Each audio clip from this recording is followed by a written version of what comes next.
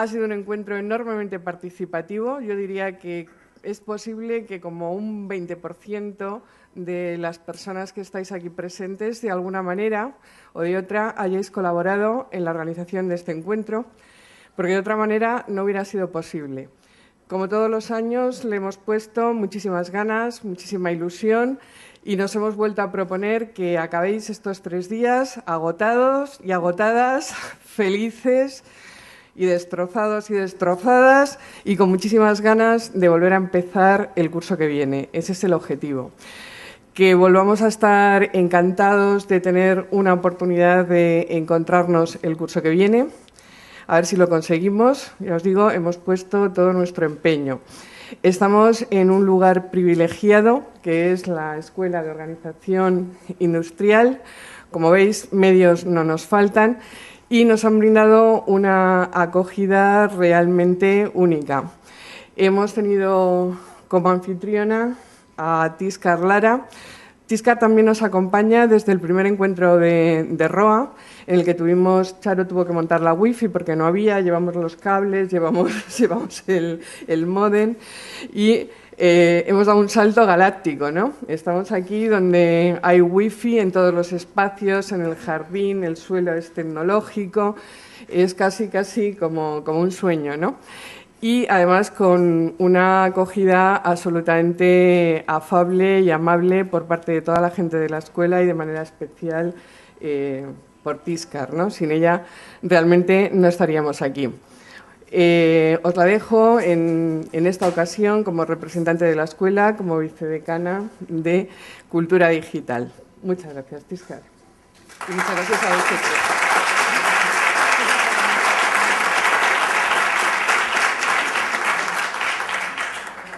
Bueno, muy buenas tardes, muy bienvenidos, muy bien hallados en nuestra casa. Muchas gracias a todos por participar, por construir estos encuentros de EduBlogs que nacieron en aquel encuentro de ROA que comentaba Lourdes y en el que tuve la suerte de participar y de empezar a aprender y a compartir con este grupo de maestros y maestras que sois vosotros, que aprendéis de vuestras propias prácticas, que habéis interiorizado como algo natural el compartir conocimiento, el aprender de los errores, el comunicaros con los compañeros, el enseñaros entre vosotros. Esto del P2P, del aprendizaje P2P, sois vosotros, yo lo tengo muy claro.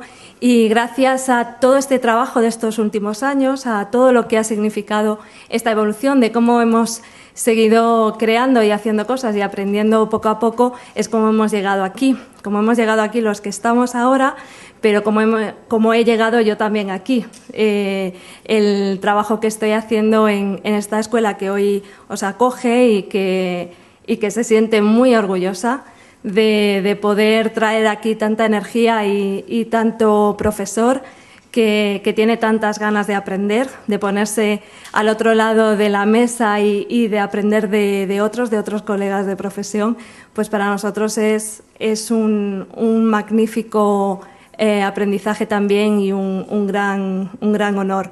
En estos años hemos seguido creciendo, incorporando nuevas cosas, empezamos con los blogs. Ahora no podemos vivir sin Twitter, que es una extensión más, una proyección más de nuestras prácticas. Y aquí en la Escuela de Organización Industrial pues hemos bebido algo de toda esta impronta de Aula Blog y de todos estos años en los que lleváis trabajando, aunque muchos no os lo creáis, pero hay una semillita importante ahí de cómo usar la tecnología y cómo construir un modelo mucho más abierto de educación, mucho más compartido, más dialógico, más reflexivo y más creativo. Ese modelo es el que espero tener la suerte de mostraros el miércoles, pero ya desde hoy os digo que es gracias a estos años en los que hemos aprendido juntos y simplemente daros la bienvenida. Espero que disfrutéis mucho de estos 3 días, lo vais a hacer. Los que ya sois reincidentes me decían que ya somos muchos los que repetimos, y es muy difícil bajarse del encuentro anual de Dublox y dejar espacio a los nuevos, pero sí que hay nuevos, afortunadamente, y siempre tiene que haber para que sigan creando esta escala. Veréis, para los que es la primera vez, cómo vais a aprender disfrutando. Y vais a tener espacios para la interacción, para construir lazos, para divertiros, para bailar, para compartir una comida, para seguir tejiendo esas redes que luego os llevaréis de vuelta a vuestra casa y que será lo que os seguirá uniendo una vez que termine este encuentro. Disfrutad, la escuela está abierta para vosotros, cualquier cosa que necesitéis estamos a vuestra disposición y bueno, nada más, que es una gran suerte y a mí personalmente me emociona doblemente el teneros aquí y que nos hagáis sentir tan felices y tan grandes con este encuentro. Gracias.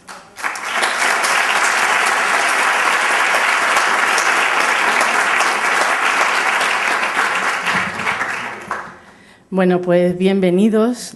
Me toca presentar a nuestro conferenciante estrella de este año, que es Francis Pisani. Yo me había preparado algo tecnológico, lo veis aquí, ¿no? En plan chuleta, porque al final uno tira estas cosas, pero como siempre no lo voy a leer, ¿no? La verdad es que Francis yo creo que lo conocéis todos porque es uno de los periodistas más reputados a la hora de hablar de tecnologías y de innovación. Ha trabajado en El País, que quizás es lo que a lo mejor a muchos de vosotros os suena, pero sí que también es autor de varios libros.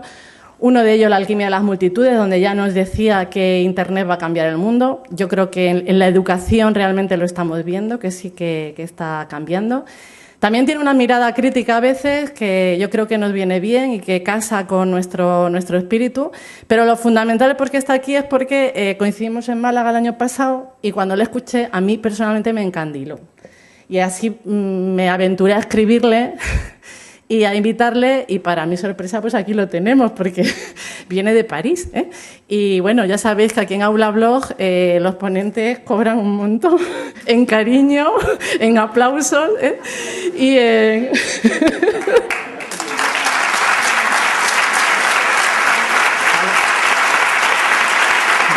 Vale. Bueno. Pues sin más, y de verdad que dándole las gracias de corazón, el que esté aquí con nosotros, ya le paso la palabra, que para eso hemos venido. Venga, muchas gracias.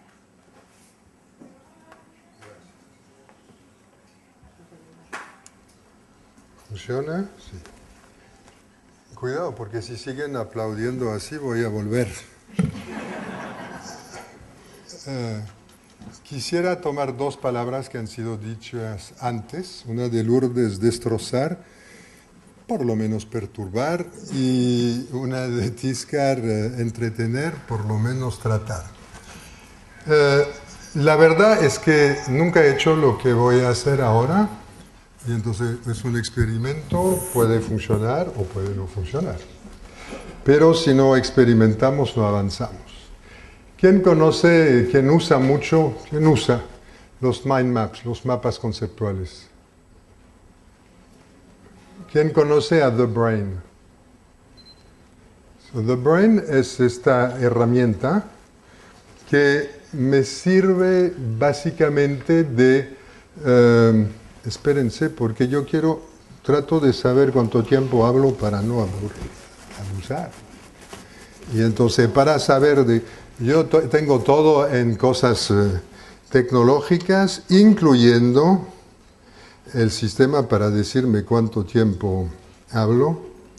Entonces, autolock, con esto pongo never, después pongo esto, y ahí, les decía que era experimento total. Bueno, entonces, The Brain es como un mind map, que es decir, una representación de conceptos y de ideas que se visualiza, pero es una herramienta dinámica con enlaces que permiten no solamente ver algo plano, pero ver en profundidad. Por ejemplo, Eso, F6 quiere decir en francés Francis, y entonces es lo más corto que yo encontré para que no ocupe espacio ahí. Entonces, por ejemplo, aquí tengo una base de datos con cosas que hago, cosas que me interesan, sitios que yo encuentro. Por ejemplo, si ponemos a la famosísima Tiscarlara, está relacionada con muchas cosas. Está con el nodo redes, está con la Escuela de Organización Industrial, lo que no es ninguna sorpresa.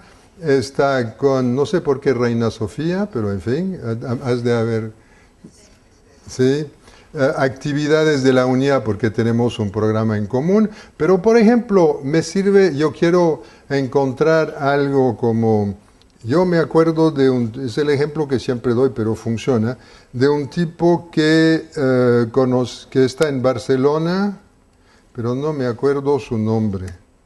Si pongo Barcelona, era Manuel Castells, el tipo que yo buscaba, pero Manuel Castells lo puedo encontrar a través de Barcelona, a través de un programa. Yo hice una investigación para él con la University of Southern California, que ha de aparecer en algún lado, y aquí está,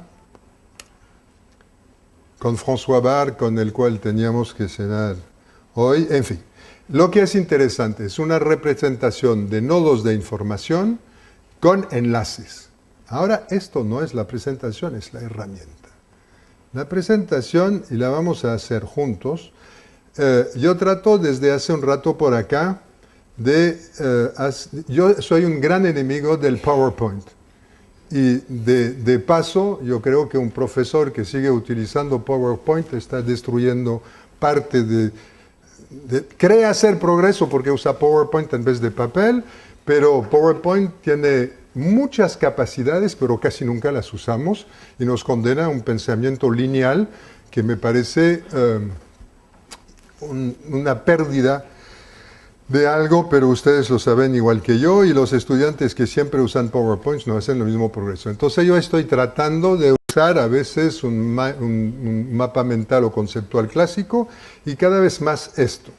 Entonces, el título de mi presentación es Elementos para conversar, y ustedes van a tener que trabajar, me van a tener que indicar. Me pasó algo interesante cuando preparé esa presentación. Yo tenía muchos enlaces y los quité. Y al quitarlos, yo creo que yo dejé espacio para la interactividad. Quiere decir, voy a explicar cómo funciona, cómo quisiera funcionar, cómo propongo funcionar, y ustedes me van a decir, podemos en algún momento, podemos enlazar con tal concepto, con tal noción, con tal idea. Y yo creo que en la creación del enlace se empieza a armar elementos de reflexión. Entonces, los 4 temas que propongo son si un periodista los puede ayudar, a ustedes maestros y profesores, una caja de herramientas, algunos conceptos sobre el futuro próximo. Y eso le puse Z nada más para que aparezca al final, es nada más un código. Aprender, enseñar, formar y aprender, enseñar, formar. C, eso es el espacio más grande para el diálogo y la conversación que vamos a guardar para el final. Entonces, ¿qué quieren? ¿Por dónde quieren empezar? Por mi experiencia de periodista y tal vez algunos elementos que les puedan ser útiles. La idea es qué tuve que cambiar, qué trato de hacer, qué tenemos en común, etc. El otro punto es la caja de herramientas, una caja de herramientas que propongo con conceptos, objetos y aplicaciones. ¿Ustedes ven bien ahí? Y el tercer punto por el cual, a mí me da igual empezar por uno o por otro, algunos elementos sobre lo que sabemos y podemos saber y entender del futuro próximo. Vamos a votar. ¿Quién quiere empezar por la caja de herramientas? Poca gente. Por la ayuda de un periodista. Y por conceptos sobre el futuro próximo, podría decir no, porque ya había escogido otro orden, pero voy a ser disciplinado.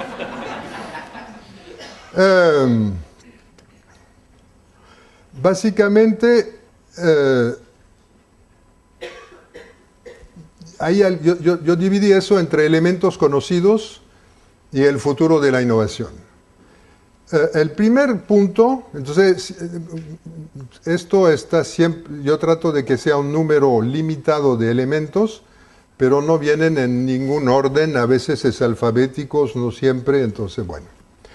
Los elementos del futuro que me parecen importantes. Primero me recordé cuando hablaba Tíscar ahí, que yo di una charla aquí sobre la historia de la evolución de las TIC, los grandes momentos donde las tecnologías y la sociedad se conectaron. Y básicamente yo había retenido 4 o 5 fases. La primera era las tecnologías para los ingenieros, de los 80 al 92. Después, para las empresas, digamos del 98, 90, en fin, mediados de los 90 hasta el bust, pero sigue así. Después, mejor dicho, no es que desaparezcan cada capa social, es cuando se agregan capas sociales. Empiezan por los ingenieros, después vienen las empresas y las instituciones con la web 1, la web fija, después venimos nosotros como individuos, grupos, con la web 2.0. En el 2008 aparece la web como elemento fundamental para la política, la organización, lo estamos viendo todavía ahí con lo que pasa en el Medio Oriente, y por fin, para mí el futuro, la próxima etapa mayor es cómo las tecnologías van a afectar la educación.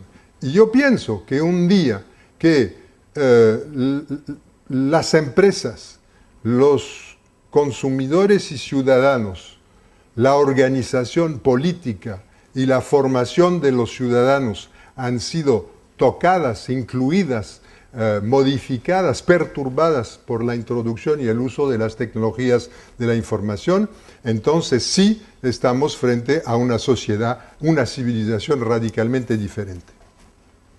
Dicho eso, regresando a los elementos conocidos. En primer lugar, yo estoy convencido de que la próxima web no puede ser una web 3.0, sería una falta de imaginación radical, no hay ruptura.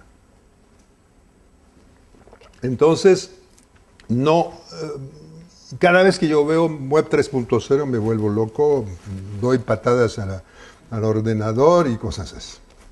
En segundo lugar, obviamente, una de las dimensiones fundamentales es la hiperconectividad. La hiperconectividad con 2 grandes dimensiones, la gente conectada, los objetos conectados, y entonces la gente son las redes sociales. Ustedes saben, ¿quién ha probado Google Más? Google Plus. No hay. Tíscar tiene invitaciones.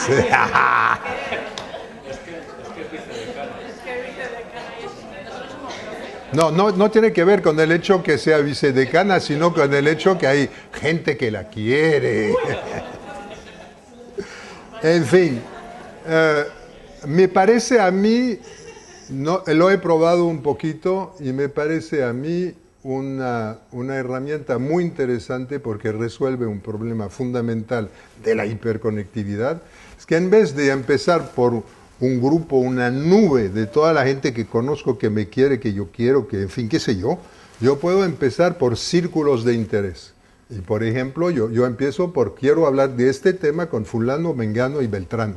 Entonces, como herramienta de trabajo es sensacional y para una clase podría ser algo maravilloso. Ustedes ponen la gente de su clase, de sus clases, en grupos de discusión, o la gente de Aulablog en un grupo de discusión, etc. Bueno, la hiperconectividad, eso es algo relativamente obvio. En segundo lugar, La mobicuidad, ¿qué quiero decir por mobicuidad? Muy sencillo, los móviles, la movilidad, pero yo pienso que cuando se habla de movilidad se pierde una dimensión esencial, y la dimensión esencial es la noción que para que estemos conectados todo el tiempo hace falta que haya una infraestructura ubicua. De ahí la noción de mobicuidad en vez de movilidad. Yo no desarrollo esos puntos, los podemos, pues levantan la mano, dicen no estoy de acuerdo, en fin, qué sé yo, pero ustedes ven los elementos a los cuales me refiero. El tsunami de datos, tiene que, el hecho que tenemos, la palabra me parece, la imagen me parece clara, y como ven, ahí los enlaces me parecen interesantes, es que obviamente el tsunami de datos está relacionado con las redes sociales que ya hemos visto allá, con la Internet de los objetos, y entonces es una dimensión, y algo que me parece interesante que no he puesto ahí, pero lo vamos a poner aquí. ¿Cómo se dice en español pattern? ¿Patrón?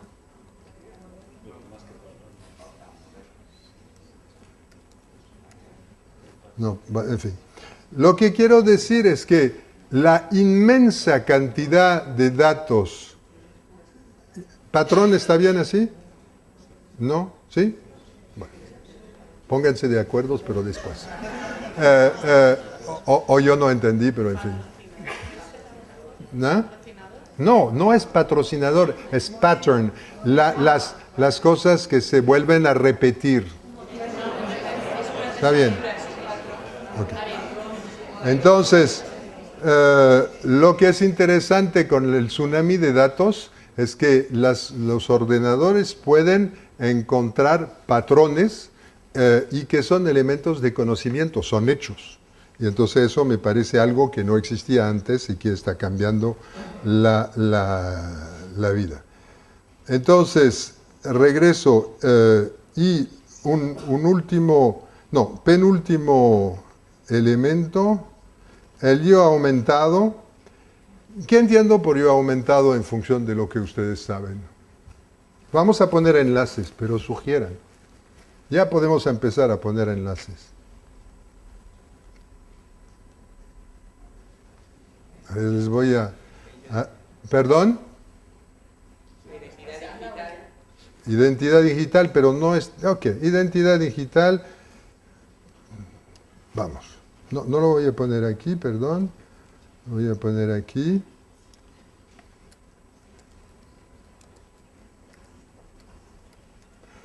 Para mí, el yo aumentado tiene mucho que ver con la mobicuidad.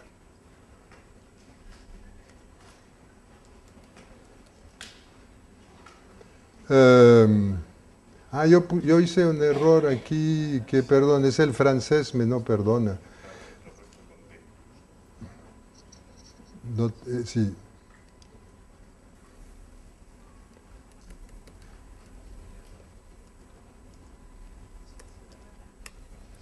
Entonces voy a matar este.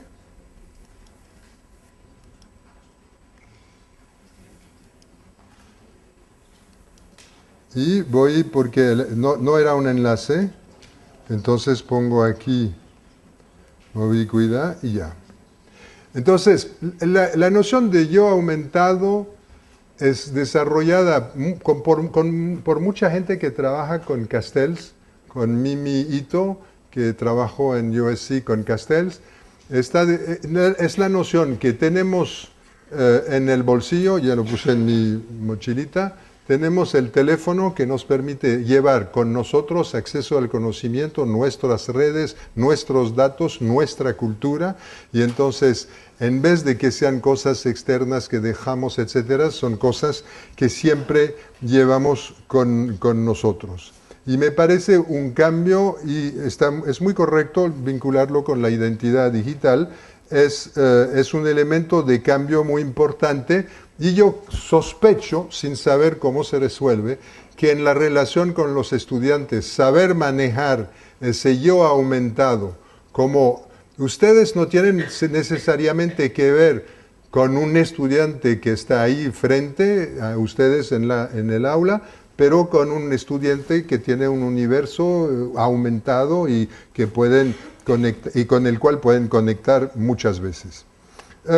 Y dos elementos para terminar de lo que yo llamo una cambiante realidad. Web Squared. Web Squared es un concepto desarrollado por Tim O'Reilly y John Battelle. Tim O'Reilly es el tipo cuyo equipo propuso el término de Web 2.0 y ellos dicen hoy la web es el mundo. Y básicamente me lleva a una reflexión y a un desacuerdo o una propuesta ligeramente diferente. La propuesta es, la pregunta, la interrogación es la siguiente. ¿Por qué seguimos diciendo el mundo virtual y el mundo real? Básicamente no son dos mundos diferentes, son dos capas de un mismo mundo. Entonces vivimos en un mundo, ustedes, yo, hasta tú, Charo, con tu papelito, pero tienes tu iPad aquí, pues es un buen ejemplo donde tiene una capa virtual y una capa física y entonces pasamos, ¿cómo se dice en España? Porque en Argentina se dice raihuela, jugar a la raihuela. Igual, entonces nos pasamos saltando de una capa a la otra y en el día, cada minuto, cada instante. Y yo creo que hay que aprender yo trato ahora de no oponer el mundo virtual y el mundo real, sino de enlazar la capa virtual y la capa real. El segundo punto de esta cambiante realidad es la noción de nuevo cronotopo. ¿Quién es familiar con la noción de cronotopo? El cronotopo es un concepto acuñado por Mikhail Bakhtin, que es un teórico de la literatura de principios del siglo XX ruso, uno de los más importantes pensadores son muchos, pero también cuenta él, en el cual dice que cualquier relato tiene una dimensión tiempo, cronos, y una dimensión topos, que es el lugar, y entonces se define por un cronotopo específico. Y yo pienso que en el mundo de hoy ese cronotopo cambia mucho con, por ejemplo, la muerte de la muerte. Vamos a ponerlo así, aunque no me gusta, pero no se me...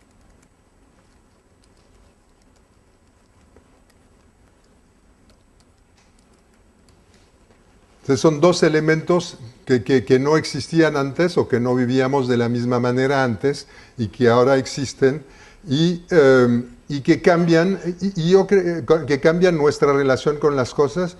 Y yo creo que el nuevo cronotopo afecta mucho al yo aumentado, si me permiten sugerir. Entonces, ¿qué estoy haciendo con esos enlaces? Estoy tratando de mostrar que no hay concepto aislado, que no hay idea aislada y que tenemos que aprender que es enriquecedor tratar en la exposición, en el pensamiento, y como profesores tienen que hacer las dos cosas, es interesante mostrar los enlaces, no perder de perspectivas las conexiones.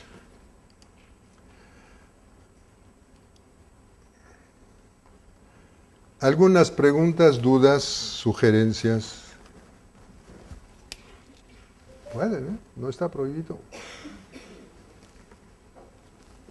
Estoy seguro que se quejan de que sus estudiantes no participan lo suficiente. Yo los voy a invitar. Les vamos a proyectar la transmisión. ¡Ale! ¿Perdón? Bueno, ok.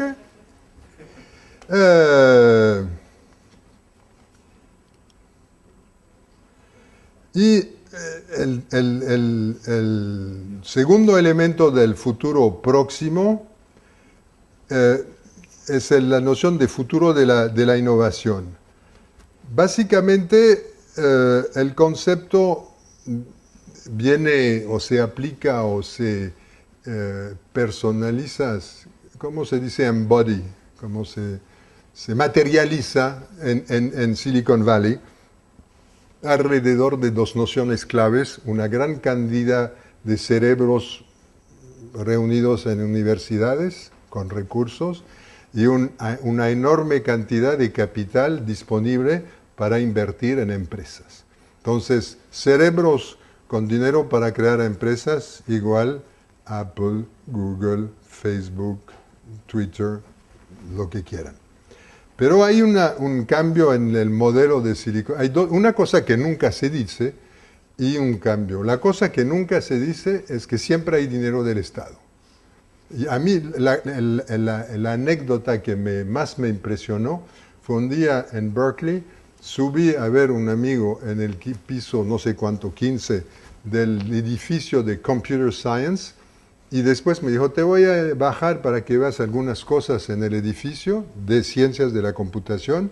Me mostró 10 cosas, y cuando preguntaba qué hacían, o con qué dinero lo hacían, o con qué recursos lo hacían, siempre me decían con dinero del Pentágono o de la Fundación para las Ciencias o de la CIA, o etc. Quiere decir, hay mucho dinero del Estado, pero que no se da como alocación presupuestaria, se da como grant, como beca, como, en fin, para que hay que ganarlo, pero hay mucho dinero del Estado. Y la segunda, eso es entonces lo que no se dice.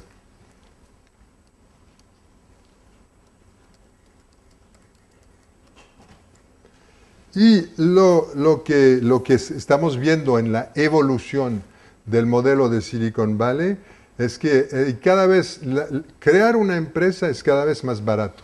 Al ser cada vez más barato, hay más gente que lo puede hacer y no necesita el dinero de los capitalistas de riesgo, porque con el outsourcing, con la externalización, con el open source y con el bajo precio, el precio reducido de los aparatos, entonces muchas veces si encuentra un par de clientes al principio, no necesita tener dinero de financistas que después quieren adueñarse de la empresa.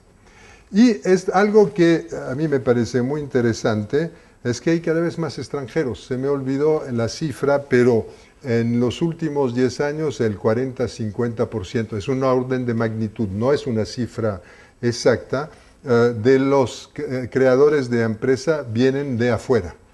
Y el mejor ejemplo es Google, en el cual hay Larry Page y Sergey Brin, pero Sergey Brin no nació en Estados Unidos. Y no es el único, son muchos que son así. Entonces, ahí el modelo Silicon Valley. Yo pienso que es interesante preguntarse si no hace falta cuestionar el modelo Silicon Valley. Básicamente lo que estoy descubriendo, y eso lo voy a relacionar con mi proyecto, del cual hablaré en un segundo,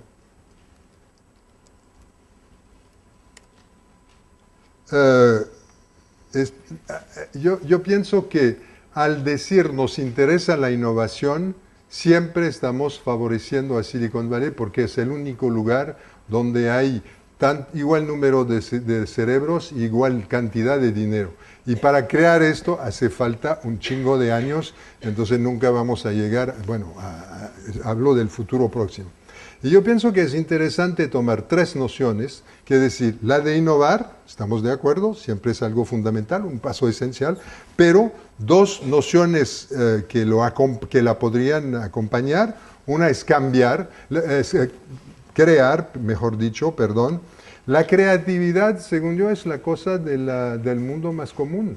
todo el mundo crea, es capaz de crear, y entonces si incluimos la noción de creatividad, ya no estamos hablando tanto de dinero, ya podemos alentarla. Es una noción muy interesante para los profesores en la enseñanza. Podemos contar con lo que la gente intuye, con sus ideas, con lo que surge. Hace que África es un continente con capacidad de creación totalmente interesante y yo no sé si comparable, no me interesa, pero hay una riqueza de creatividad en África que es tan grande como en otros lugares. Y una anécdota, una vez yo fui a Recife, en Brasil, y yo entrevisté a un tipo que me dijo, los de Silicon Valley me hacen reír. Ellos dicen la fabricación se va a hacer en China, pero el diseño lo vamos a hacer nosotros. Y él dijo, pero Brasil no es un mal lugar para diseño. Hay una historia de diseño, de originalidad, de creación en ese campo. Entonces, si agregamos una noción más abierta de creación, más individual, ya empezamos a enriquecer la noción y cambiar viene mucho de la noción de uso. Las tecnologías de la información no solamente están llegando a la educación, sino que están llegando al tercer tercio de la humanidad, y quiere decir a culturas y situaciones concretas diferentes. Y entonces se sabe que la tecnología solo despega a través del uso que se le da, y entonces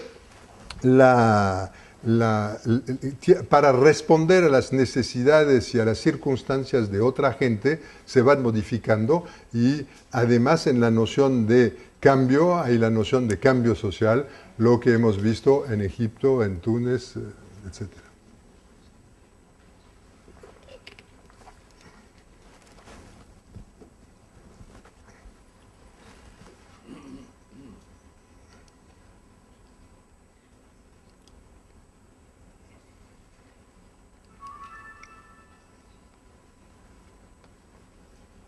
Y entonces mi tercer punto sobre el futuro de la innovación,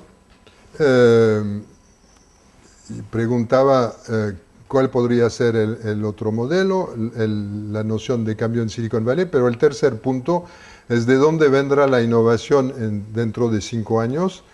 Y básicamente yo mencioné la noción de uso, pero también hay la noción de ingenieros y desarrolladores. Salen por millones en otros países. Y yo creo, pero no lo he averiguado hoy y tengo mala memoria, que China, Rusia y India producen cada año un número de ingenieros informáticos igual al número de los que viven en Estados Unidos. Algo así. Entonces, usos, capacidad de creación, eso cambia. Yo estaba proponiendo, perdón, volvemos al principio. Entonces hemos hablado del futuro próximo. Comentarios, preguntas, cosas que están procesando información, entonces, ¿qué se te ocurre? No te me vas a escapar así. Procesemos juntos. Ya no hablo hasta que intervengan. ¿Sí?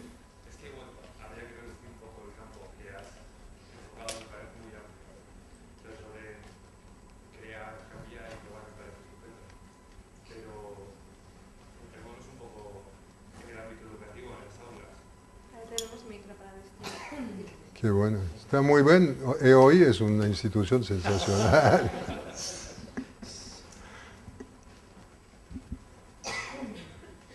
Tengo que repetirlo, ¿no habéis oído? Sí.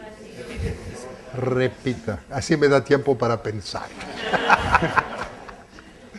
Entonces, lo de Silicon Valley a mí me parece, bueno, de aquellos lodos, estos vientos, ¿no? Pero sí que me gustaría encontrar un sistema alternativo al de Silicon Valley, porque he leído últimamente, todo en Internet, claro, que hay una cierta preocupación de que lo que propone la OCDE para el futuro de, no sé cómo decirlo, del currículo de los estudiantes europeos,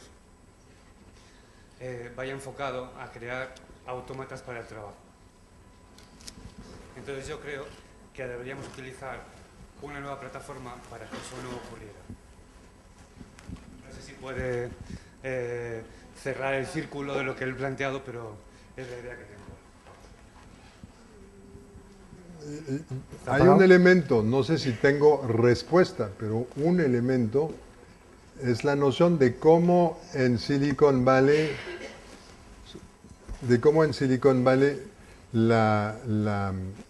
el Estado da dinero. No da dinero solamente diciendo, invirtiendo o ayudando a una institución pública, etcétera, sino que, por ejemplo, hace concursos.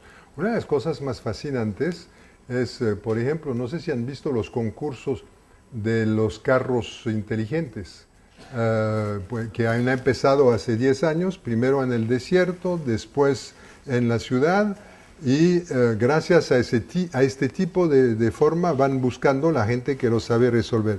Dos cosas que se hicieron, entonces, en vez de decir, o en vez de solamente decir voy a ayudar tal cosa, lanza un concurso con un problema para ver si alguien lo resuelve.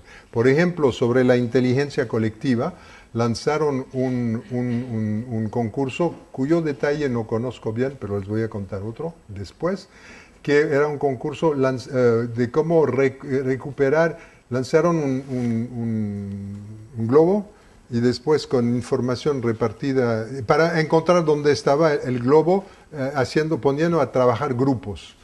Entonces, plantean una duda que tienen y ven quién puede responder en la forma de un concurso, lo que es algo más dinámico. Y otro problema muy militar lanzaron un concurso sobre quién podía inventar un robo líquido. Un robo líquido, ¿por qué un robo líquido? Porque en la guerra en Irak o en Afganistán descubren que cuando están luchando en la ciudad, ellos en vez de entrar en un edificio tiran un robot material, un objeto, lo tiran ahí, el robot ve lo que hay y entonces dice hay gente, no hay gente, etcétera. Lo cual sirve para los terremotos y cosas por el estilo. Entonces se dieron cuenta que era muy latoso.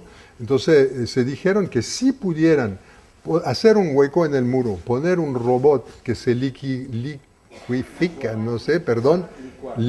y que se pone del otro lado, se recompone y dice que hay del otro lado, tendrían una visión, información sobre lo que está del otro lado. Entonces, eso es un elemento pero el problema que tocas, yo creo que es un problema levantado por mucha gente, es que la investigación, la innovación, sigue los caminos de los presupuestos de los cuales se dispone. Y yo creo que es algo relativamente inevitable. Y el problema es cómo vamos creando espacios al lado de eso. Y ahí yo creo que la noción de ampliar el concepto de innovación en términos sencillos, ustedes lo saben mejor que yo, es un producto que llega al mercado y que transforma de cierta manera a la sociedad. Entonces la noción de producto nuevo que llega al mercado y que es adoptado por la gente. Yo pienso que es muy importante ampliar el concepto y poner la noción de la gente crea, y esto ya no hace falta el dinero que dices. La OCDE puede proponer algo, no cambia, pero si insistes sobre lo que la gente puede crear o descubrir lo que la gente va inventando, ya tienes una riqueza mayor.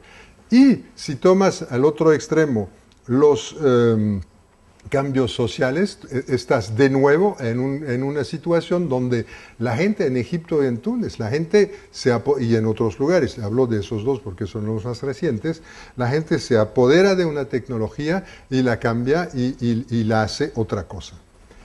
Es uno de los elementos que me parecen, uno de los problemas que me parecen importantes. Estábamos... Ok. ¿Pero dónde está?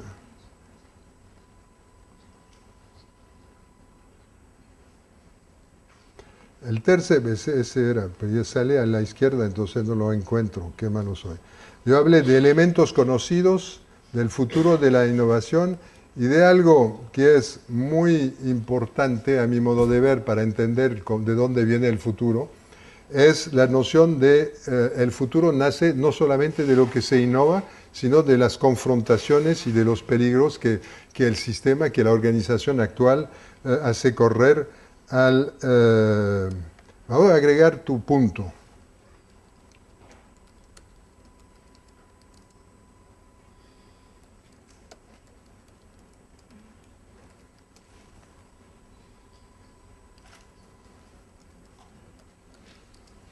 ¿Es esto tu punto?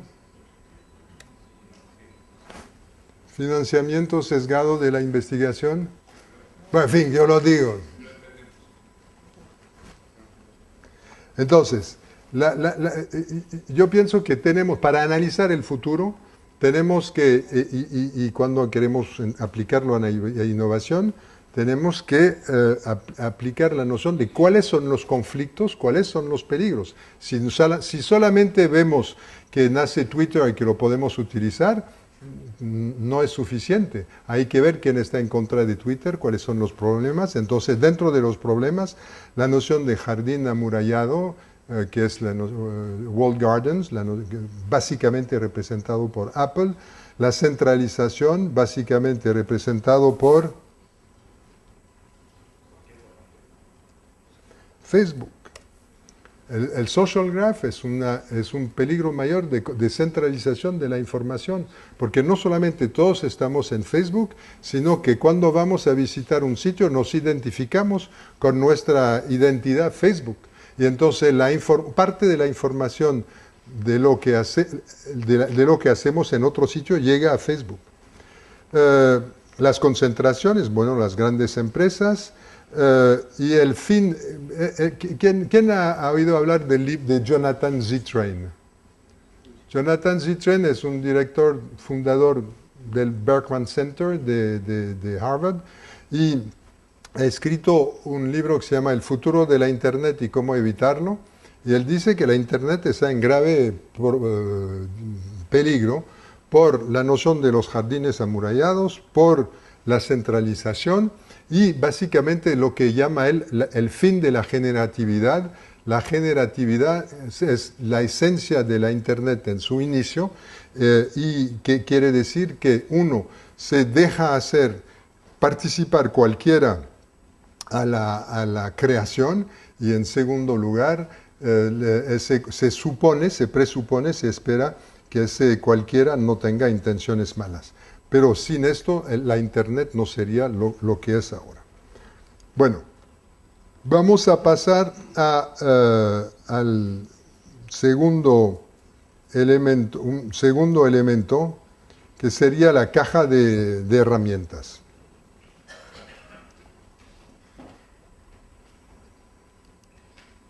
Sí.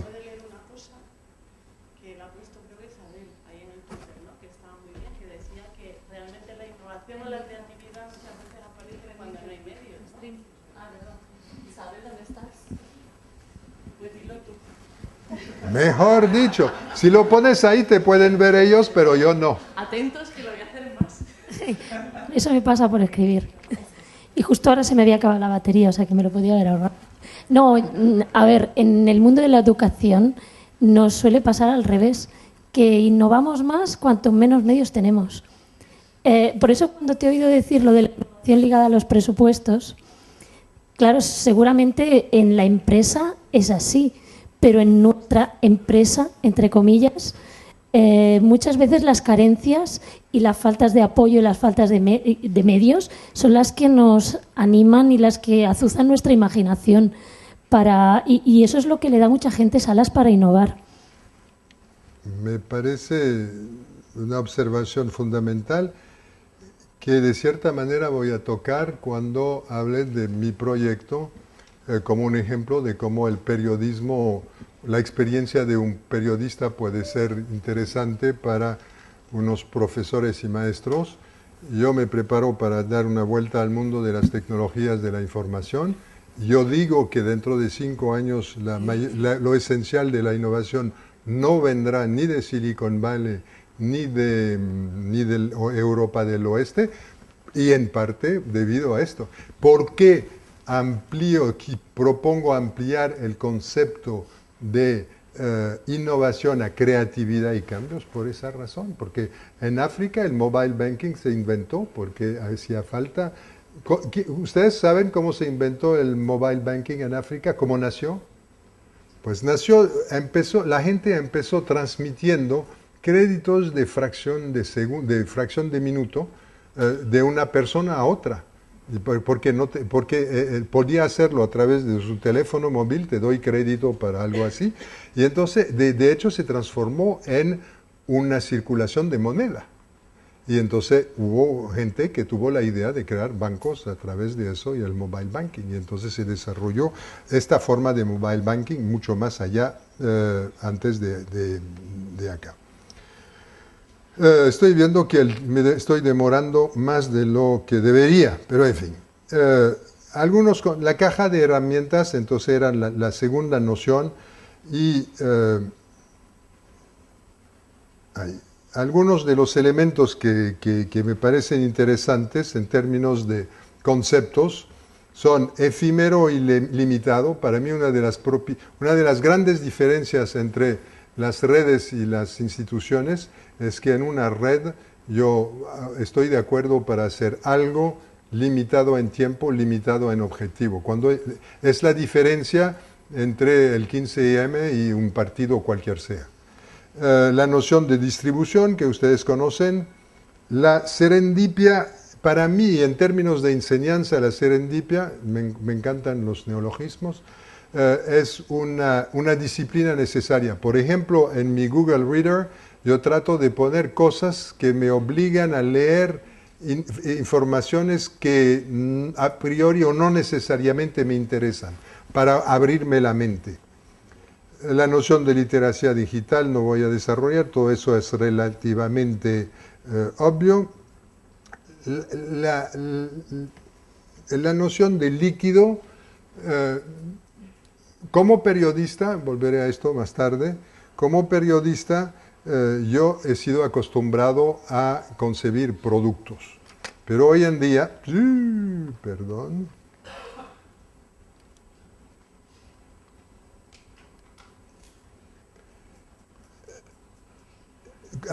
un artículo es un producto, pero ahora no existe eso del producto. La noción de puesta al día, de update, es una cuestión que el contenido del artículo cambia de manera incesante. Y yo creo que la noción de flujo aplicada a la enseñanza es interesante. De cierta manera, si toma en cuenta que no hay conocimiento fijo que cambia todos los días, en muchas materias por lo menos, entonces la noción de liquidez nos ayuda tal vez a aprender algunas cosas.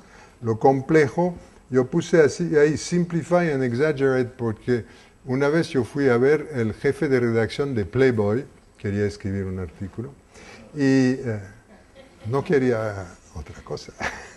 Y el tipo, yo quería hablar de un tema sobre el cual trabajaba, que era la noción del Mediterráneo americano, que decir que no se entiende nada al continente americano si se divide entre norte y sur, que de hecho hay una región donde se tocan el norte y el sur, y que es el Caribe, Centroamérica y México.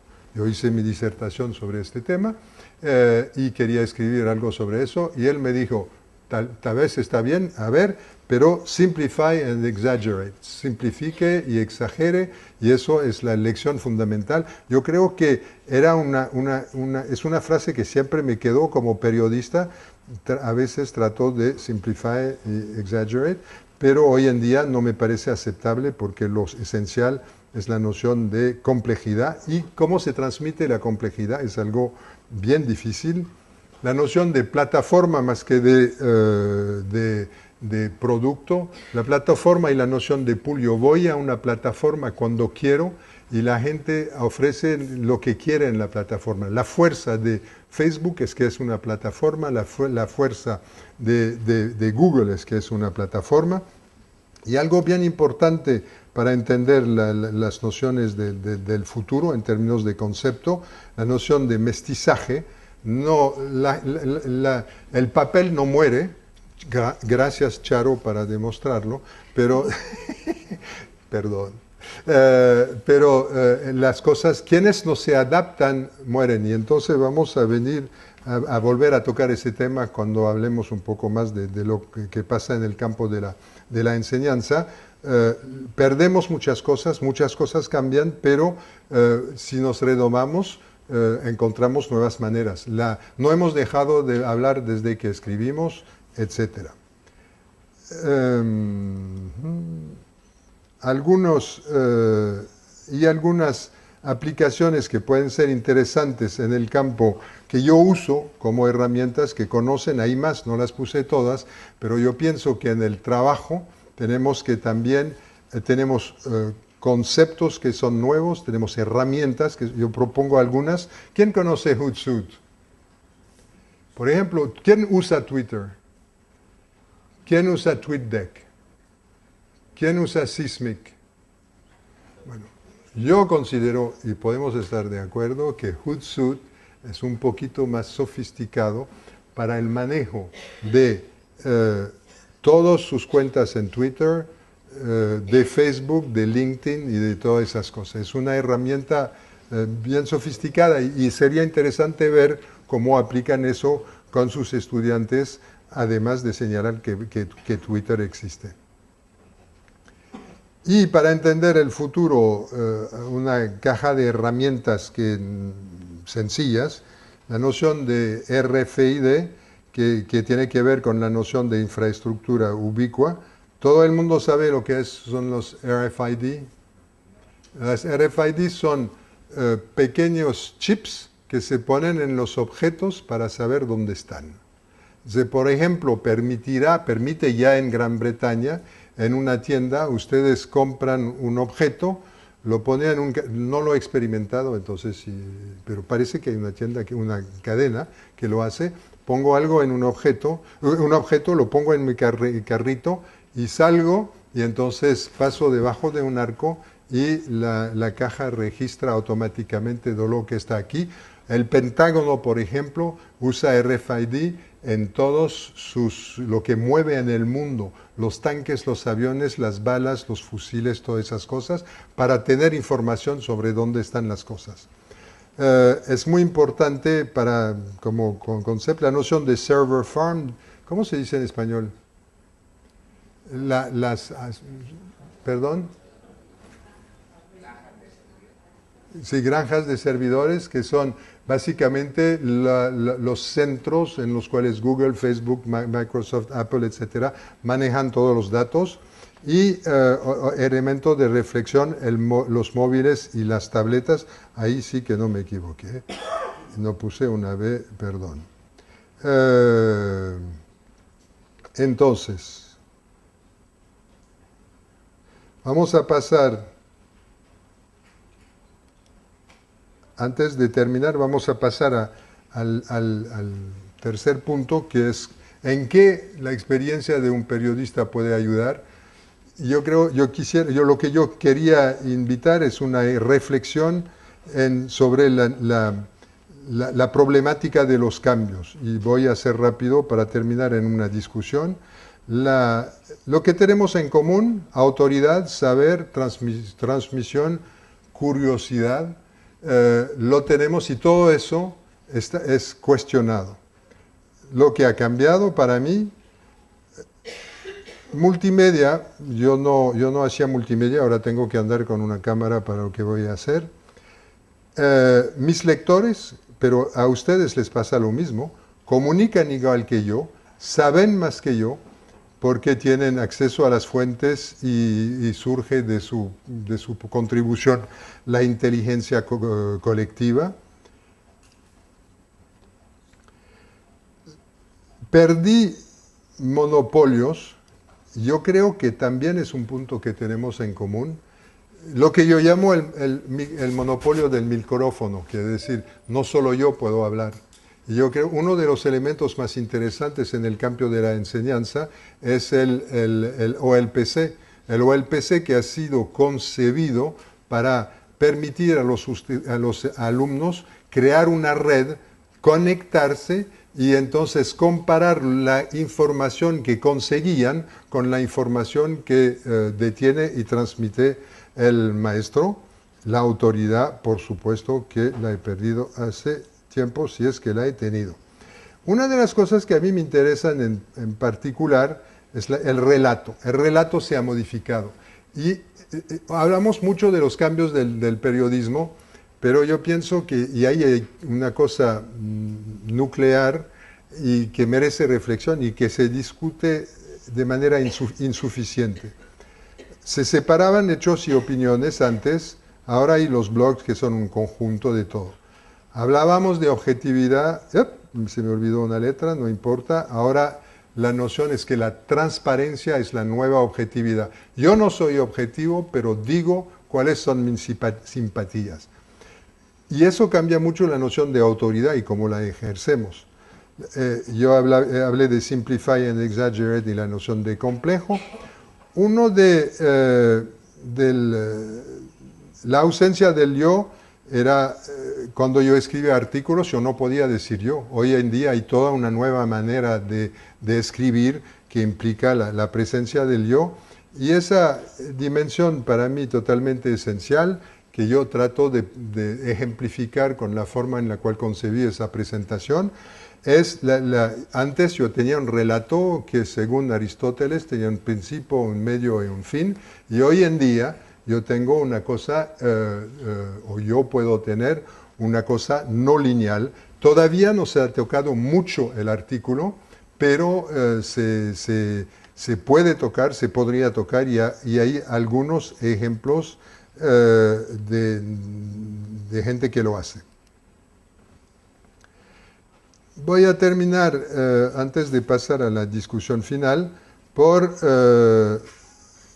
mi proyecto, porque yo creo que ejemplifica hasta dónde pueden llevar los cambios. Yo no estoy contando eso por contarlo, también me divierte, también pienso que es un buen proyecto, pero porque yo pienso que es la lógica. Estamos en una lógica de cambios y si no cuestionamos todo en lo que estamos haciendo, no vamos a llegar a sacar provecho y a entender y a posicionarnos en el mundo tal como está cambiando. Entonces, la idea es esta. Yo voy a dar varias vueltas al mundo de las tecnologías de la información durante 10 meses, un año, y entonces el recorrido empieza por arriba a la izquierda, voy a empezar por África, regreso a Europa, después voy a Europa del Este, regreso a Europa, después voy a dar una vuelta al mundo por el sur, de las BRICS del sur, y después de los poderosos, empezando por Rusia, después China, después Corea, Japón, etc. Si les interesa, se supone que va a salir en El País y en la Fundación Telefónica. Lo que pasa es por qué tuve que hacer eso. Entonces, primero, yo me di cuenta que las empresas de medios estaban en una crisis y su modelo de negocio estaba cambiando. O sea, yo también tenía que cambiar mi modelo de negocios, si no, no iba a poder sobrevivir. De ahí esa noción de modelo emprendedor. Cuando yo vivía en Estados Unidos, yo vivía de la escasez, pero regresando a París, ahora vivo en París, que no es tan lejos venir de París que de San Francisco, pero en fin, yo tenía que volver a crear escasez para volver a tener una posición en el mercado. Y mi modelo de negocio es que yo reciclo contenido, que es decir, yo lo vendo en francés, en español, en italiano si puedo, etcétera, y yo lo escribo en un formato de blog, en un formato de papel, etcétera. Y traduzco. Eso es mi modelo, pero lo que es interesante es la noción de periodismo emprendedor, y yo creo que aparentemente está muy lejos de la problemática del profesor, tal vez no tanto, pero eso lo veremos después, si les interesa el tema. Entonces, son productos que van a ser, perdón, hay uno que se quedó en francés. Libros, consulting, podcast, Facebook, varios idiomas, una newsletter, una cuenta en Tumblr, mi cuenta Twitter, tal vez algo en YouTube, yo no sé todavía. Básicamente, entonces, la lógica de esto es esta noción de, para sobrevivir en el mundo de hoy, para cumplir con mi función en el mundo de hoy, son dos cosas, yo tengo que cambiar. Entonces yo creo que ¿por qué yo quise hablar de mi experiencia? Porque una cosa es decir, nosotros somos maestros ilustrados, nosotros hemos entendido que hay tecnología de la información, nosotros vamos a enseñar de manera diferente. El reto es que no se puede enseñar de la misma manera, ustedes lo saben mejor que yo, y yo terminaré con una pregunta a la cual no voy a contestar, que es cómo, tal vez la podemos platicar y discutir, pero ¿de qué se trata? Para mí el concepto fundamental es que yo no sé si se trata de, que es una mezcla de enseñar, formar y aprender, pero no solamente enseñar, formar y aprender, sino enseñarse, formarse, y no se puede decir aprenderse, pero en fin, ustedes me entienden, y que esto viene, todo esto viene de la concepción de los cambios que vienen de la comprensión del futuro próximo de los elementos tecnológicos de los cuales he hablado, de los conceptos y también de las herramientas que tenemos y de la experiencia de una profesión exterior, pero mi convicción y por la razón por la cual acepté venir acá es que para ir más adelante a veces es muy interesante ver lo que pasa afuera y no ver lo que pasa adentro. Quiere decir, no reunirse entre maestros, no reunirse entre profesores para decir yo descubrí tal cosa, sino tomar una problemática diferente, ver cómo se plantea y llevarlo a una discusión, a una reflexión. Ahora tienen la palabra y perdón por haberme demorado tanto tiempo.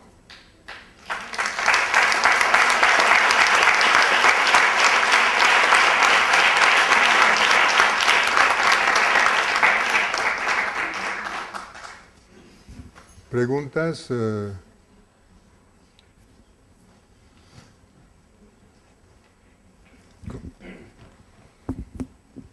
Observaciones, preguntas me parece. Sí, no, era una observación, si he entendido bien. Por la hora también era un poco complicada. Hablabas en lo de las cajas de herramientas y modelos líquidos líquido en el sentido, eso es, ¿dónde estaba? Eso, que donde estemos, que sea algo cambiante. Y yo intentando trasladar a una conferencia que escuché y a esto que también estuvimos discutiendo sobre el tema, se hablaba, y a mí me gustó la comparación, de escuela-mercado, escuela-mercadillo, una escuela que fuera ágil, rápida para el cambio, en el cual todos los productos que teníamos en la escuela fuera como una exposición donde el niño escuela bazar, ¿no?, que decía otro, donde todo fuera o pudiera ser intercambiable por las personas que recorríamos la escuela. ¿Sería esa un poco la idea de...? Yo pienso que la noción de...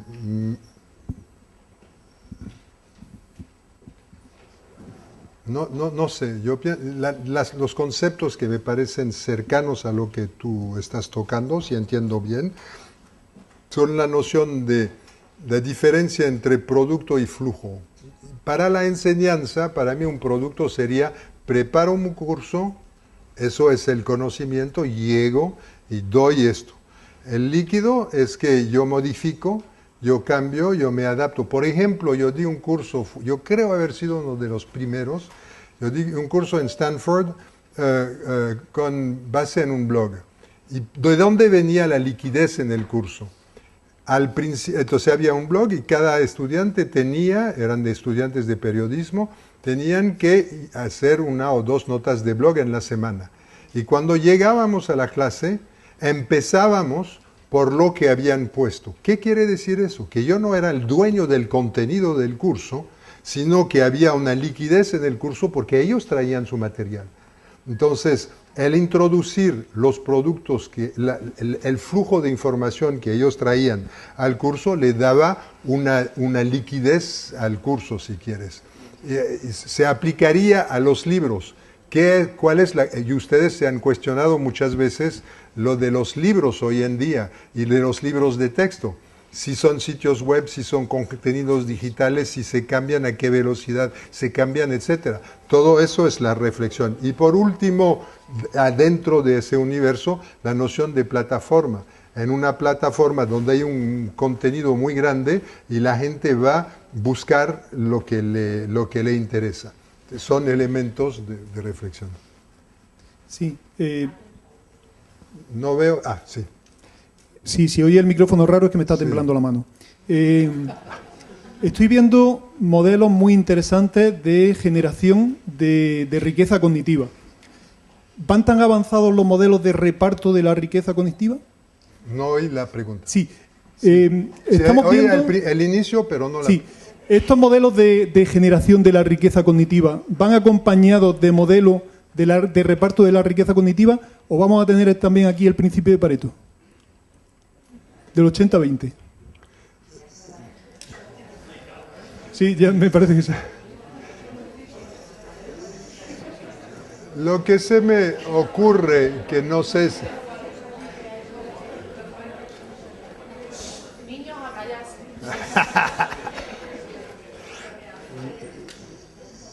Yo creo que algunos elementos de reflexión, no es una respuesta. En primer lugar, yo pienso que las herramientas de comunicación horizontal son una manera de repartir el conocimiento y la interactividad es una manera, si ustedes lo ponen en su clase, es una manera de hacer circular el conocimiento, la autoridad de una manera diferente. Yo pienso que hoy en día la gente que sigue planteando el problema del ¿cómo se llama? Del digital gap, la brecha digital en términos de acceso, solo toca una pequeña parte del problema.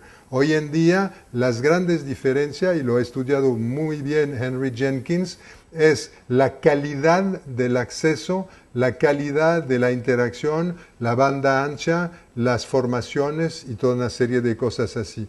Entonces, hoy en día, más que decir hay brecha digital entre quien tiene acceso o no, que es cierto, que sigue existiendo, hay que luchar para que haya mayor acceso a un universo más complejo y más rico y más horizontal de comunicación.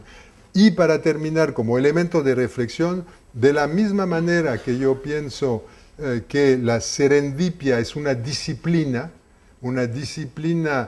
sino, porque uno de los riesgos de las redes sociales es que terminamos con un pensamiento único o algo que se parece a un pensamiento único.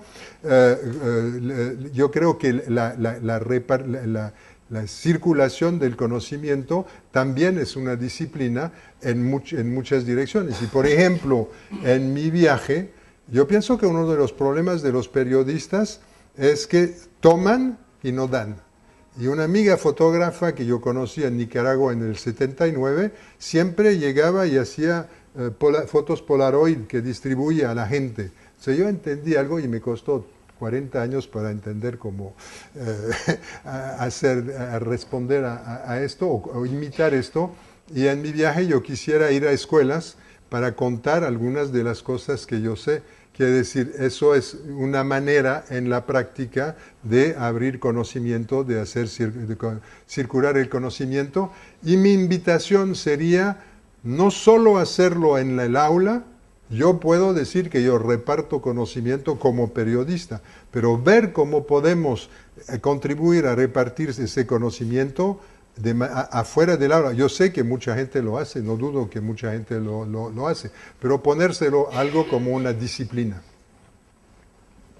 Sí, Francis, a mí me gustaría, no es una pregunta, es una reflexión. Muchos de los que estamos aquí vemos que la escuela es una estructura tan potente que ha sido capaz en el pasado y puede serlo ahora de adaptarse a los nuevos tiempos para que todo siga igual. No sé qué opinas al respecto. Entonces la mala noticia es que tenemos una hora más para esa plática. Primero, otra vez, ustedes saben más que yo del asunto, de su capacidad de adaptarse. Sin embargo, mis reacciones son, uno, que yo no sé si se puede adaptar tanto como dices. Es decir, puede introducir cosas, pero ¿cómo se puede adaptar al cambio de autoridad? Si tú no cuestionas ni el formato del curso, ni la autoridad del profesor, etcétera, entonces efectivamente usas tecnologías de la información y sigue igual.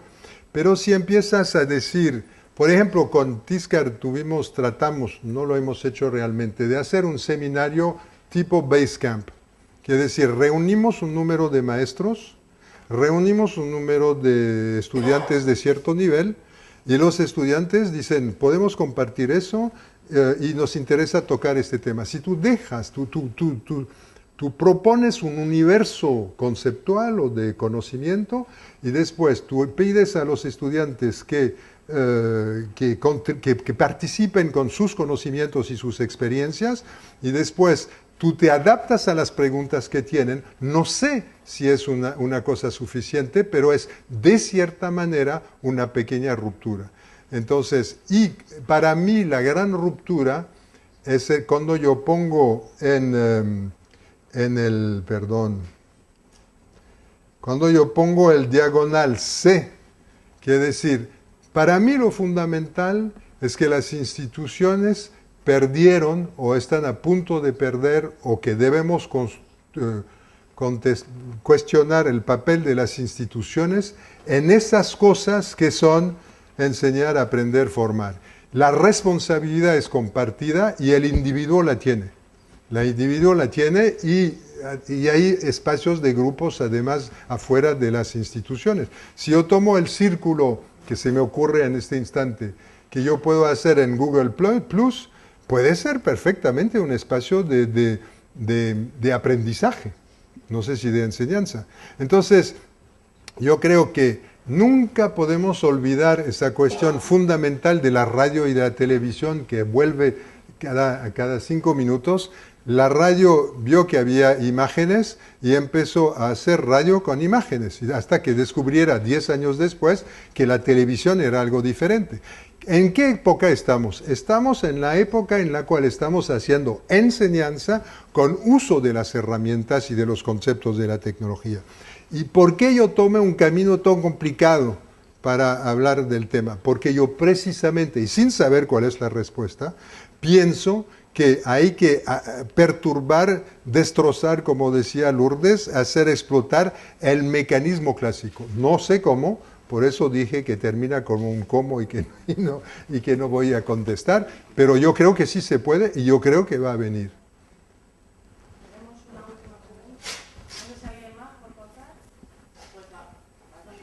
Dos. Bueno, yo quería comentarte sobre el punto que has puesto del futuro próximo, por acercarlo un poco a la escuela. ¿Cómo ves la escuela dentro de ese futuro próximo? Y principalmente en dos ámbitos. ¿Cómo deben de salir los alumnos para que sean ciudadanos del siglo XXI?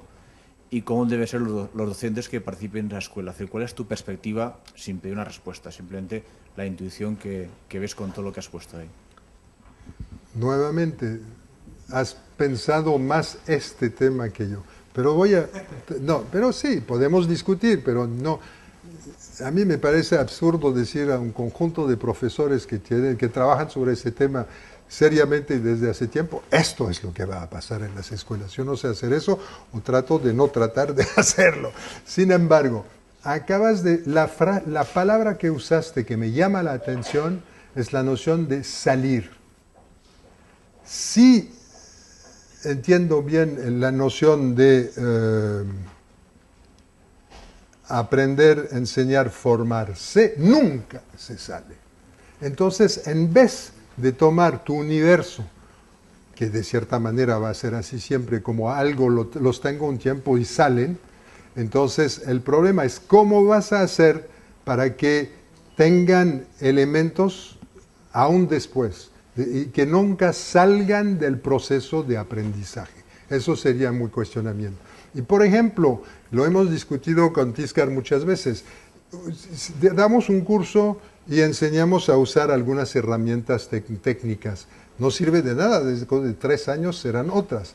Pero ¿qué es lo que podemos, a qué les podemos formar a los jóvenes para que vayan entendiendo que entre The Brain, Evernote, Hootsuite y no sé qué cosa más, algún elemento de codificación o qué sé yo, puedan evolucionar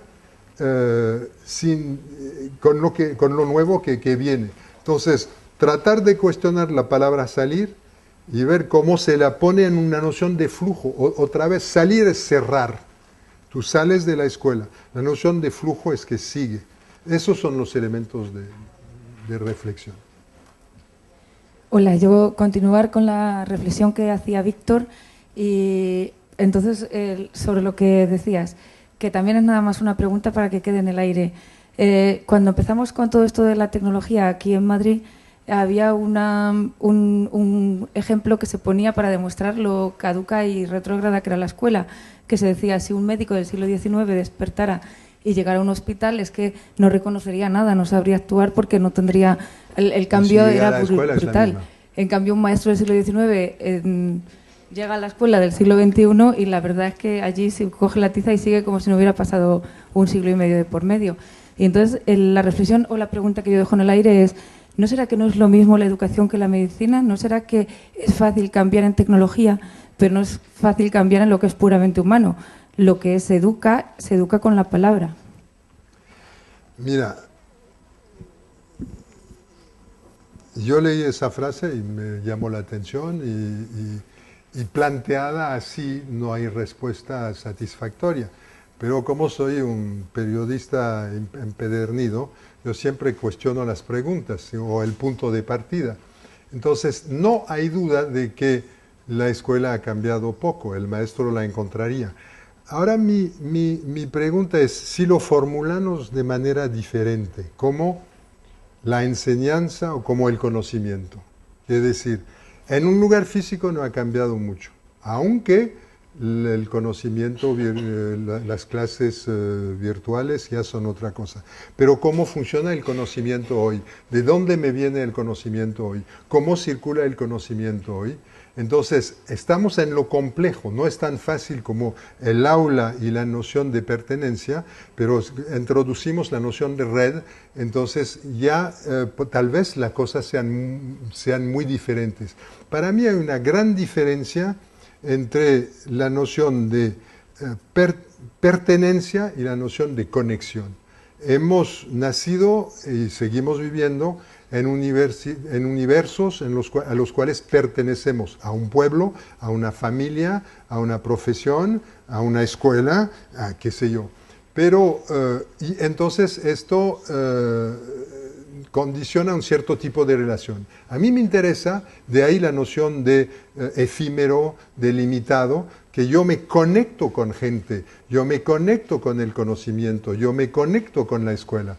Y yo creo que si tú empiezas a cuestionar el universo de antes con la noción de funciona fundamentalmente con base en la pertenencia, y el universo que nos abre la web y la tecnología de la información, y funciona mucho con base en la conexión, en los flujos, entonces tú empiezas a desplazar las formas de hacerse preguntas. Yo sí creo que en el campo del conocimiento es tal vez uno de los que más ha cambiado. Y la circulación del conocimiento es una de las cosas que más ha cambiado. El aula no ha cambiado mucho, es de las cosas que han cambiado menos. El conocimiento es de las cosas que han cambiado más. ¿Dónde está el problema? Muchas gracias. Pues muchas gracias.